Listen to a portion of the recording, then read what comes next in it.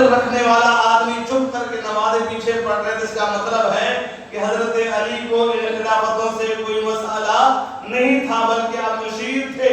آپ ہی کی مشاورت سے سارے کام ہوتے تھے۔ جب حضرت حسین کا زمانہ آیا، ادھر یزید کا زمانہ آیا، تو حضرت حسین باہر نکلے، مدینہ چھوڑا، 3 ذو الحجہ کے تاریخوں میں آپ نے خانہ کعبہ شریف کو چھوڑا، جو حج کے دن تھے، لوگ جو ہے لبیک اللہم لبیک کی صداؤں کے ساتھ اور حرم کعبہ میں داخل ہو رہے تھے اور آپ نکل رہے تھے۔ اس سے پتہ چلا کہ دین کا مقام، دین کا مرتبہ، دین کی حیثیت، دین کی اہمیت یہ ہے کہ جب دین پر بات آئے تو امام حسین مدینے میں نہیں بیٹھتے، خانہ کعبہ کے ان دنوں میں جو حج کے دن ہوتے ہیں، حج کو چھوڑ کے کربلا میں آ کے خیمہ مستی آباد کرتے ہیں۔ پھر اس خاندان کے ثبوت جن کے لیے نبی کریم صلی اللہ علیہ وسلم نے فرمایا کل سبب و نسب ینقضی یوم القیامہ الا حسبی و نسبی، فرمایا قیامت کا دن ہوگا، ہر خاندان کا نام و نشان مٹ جائے گا، ہر کنبہ مٹ جائے گا، ہر قبیلے کا نام و نشان مٹ جائے گا، سارے کنبے، سارے خاندان، سارے قبیلے، ساری زبانیں مٹ ہو جائیں گی۔ کسی کی زبانوں قومیتوں کے بنیاد پر، خاندانوں میں تو بنیاد پر کوئی حیثیت، کوئی شناخت نہیں ہوگی۔ فرمایا اللہ حسبی و نسبی، فرمایا میرا خاندان وہ ہے کہ قیامت کے دن بھی میرا خاندان چمکتا دمکتا رہے گا۔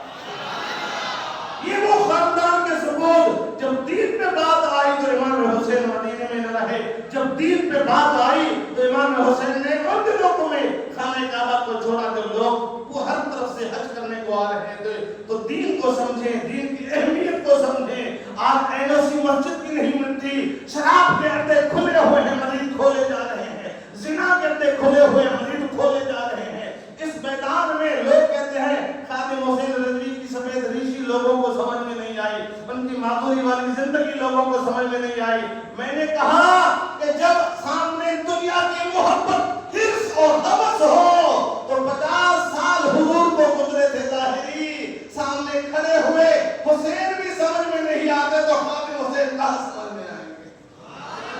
اتنی دیر گزرنے کے بعد جب دنیا کی محبت رچ جائے، بس جائے، پھر نہ خادم حسین نظر آتے ہیں، نہ امام حسین سمجھ میں آتے ہیں، جن کو دیکھا لوگوں نے کہ نبی کریم صلی اللہ علیہ وسلم کے کندھوں پر جس کی سواریاں کی ہیں، لوگوں نے دیکھا کہ جن کے لیے نبی کریم صلی اللہ علیہ وسلم نے اپنا خطبہ چھوڑا، تو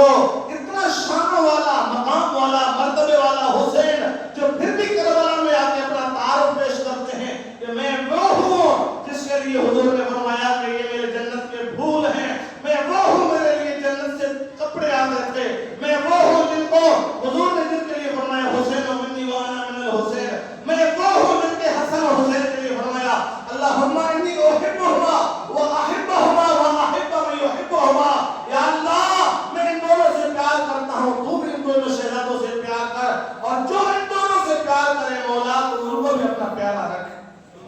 اتنی شانوں والا، مقام والا، مرتبہ والا حضرت امام حسین رضی اللہ تعالی عنہ کربلا کی سرزمین میں آگے دین کو سربلند کر گئے، دین کو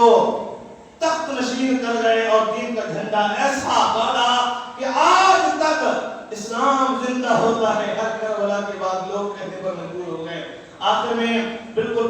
کام کمپلیٹ ہو گیا ہے۔